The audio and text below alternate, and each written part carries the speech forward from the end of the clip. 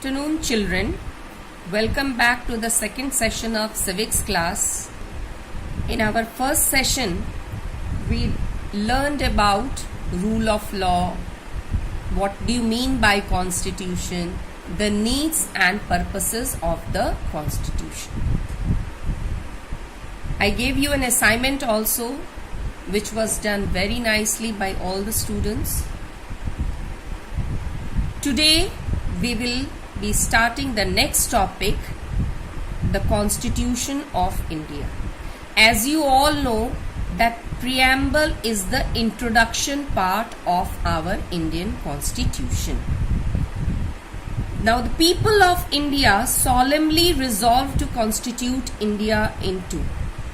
Solemnly means in a dignified, in a formal manner, they decided to constitute India into sovereign, socialist, secular, democratic and republic.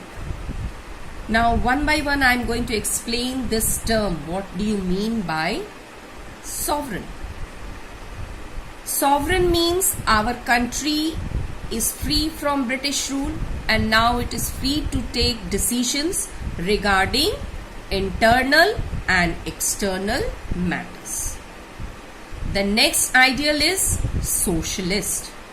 Means our country's aim is to end any type of socio-economic inequalities. And how it can be ended? By ending any type of exploitation. Means wealth should be generated socially so that it should be distributed equally in the society. No one should be exploited, no one should be discriminated. The third ideal is secular. Our country does not have a religion of its own and we are free to practice or propagate any religion it likes. The next ideal is democratic. Here the government is formed by the people. People enjoy equal political rights. They elect their representatives and those representatives run the government on behalf of people. Next is republic. Here the head of the state is an elected person and it is not a hereditary post. That means previously when the kingship rule was there, after his father, a son used to carry the empire. But this rule is not followed here. Here the head of the state is elected by the people. Apart from these 5 ideals, we also come across certain more features. On that basis, our constitution is made. First is justice. Justice, what type of justice? Social, economic and political justice. That means if any person is exploited or discriminated on the grounds of on social grounds, on economic grounds, or if they have not got political rights, they can attain justice. They can proclaim for that justice. Next is liberty of thought, expression, belief, faith and worship. It means that there are no unreasonable restrictions on the citizens in what they think, how they wish to express their thoughts and the way they wish to follow up their thoughts in action.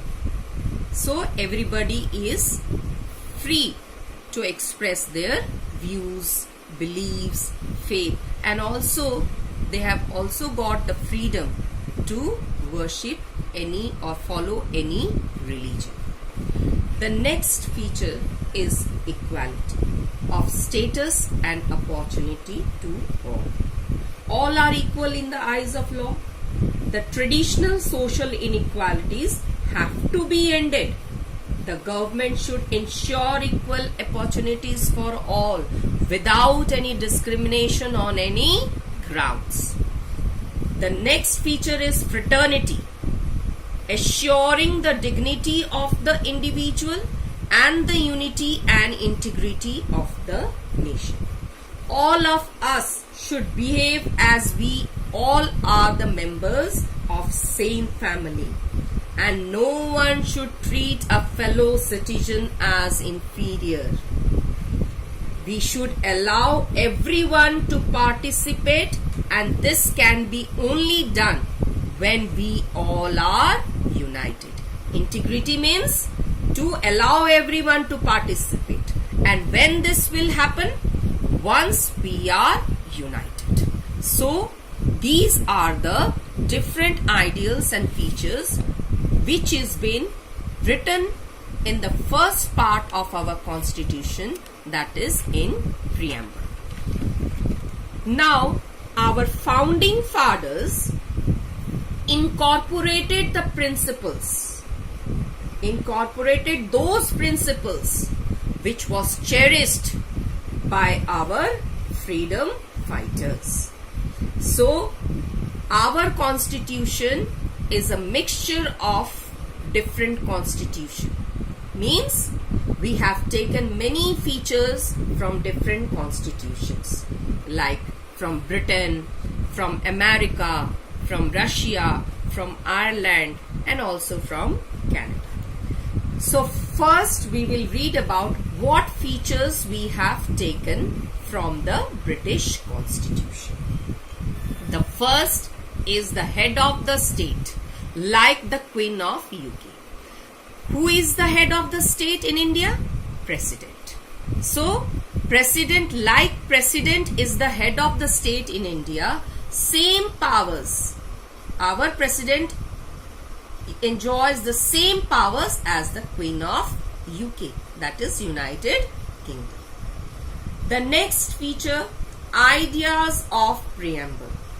This idea of preamble has also been taken from British Constitution. The next feature which we have borrowed from British Constitution is parliamentary form of government. Parliamentary form of government means where the head of the state is president. Who is the head of the state? President. And who is the head of the government? Prime Minister. And we have three organs: legislature, executive, and judiciary. But legislature and executive are independent on each other, and the judiciary is the third organ which is working in an independent and impartial manner. The next feature is cabinet system, which we have borrowed from British Constitution. In the cabinet system of UK also is the collective decision making body of Her Majesty government, comprising of Prime Minister and other heads, and also other heads of executive. Same here also, the cabinet system is run under the executive, that is Prime Minister. The next which we have borrowed from British Constitution is bicameral legislature. What does bicameral means? It means that two houses. Bi means two houses, two legislative bodies are. In India, we have how many states having bicameral legislature? Earlier it was having 7. 7 states were there which was following bicameral legislature. But at present, we have 6 states having bicameral legislature. And which are those states? First is Karnataka. Second is Andhra Pradesh. Third is Telangana. Fourth is Bihar. Fifth is Maharashtra. And the last one is Uttar Pradesh.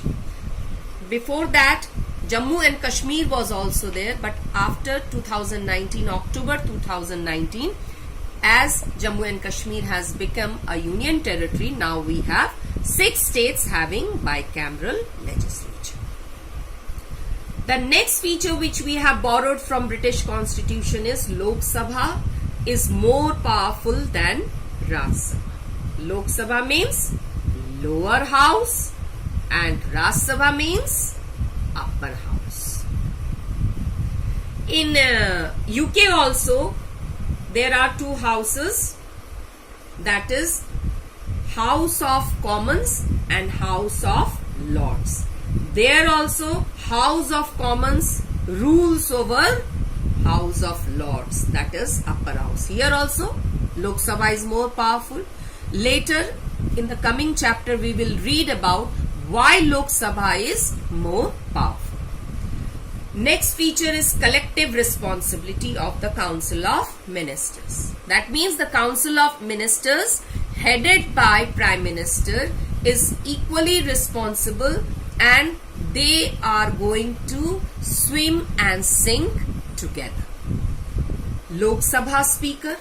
Here also the Speaker who determines how much one member will speak, how to follow or how law and order should prevail in the house, and how one will be punished if it breaks the rules of the house. So here in India also the Speaker of Lok Sabha is same as powerful as like the Speaker of UK. The last feature which we have taken from British Constitution is the privileges of the members of Parliament.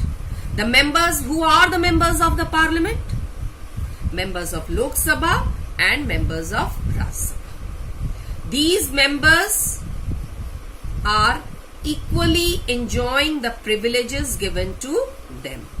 So these are all the features which we have borrowed from British Constitution. In our next class, we will read about those features which we have taken from the American Constitution. Thank you.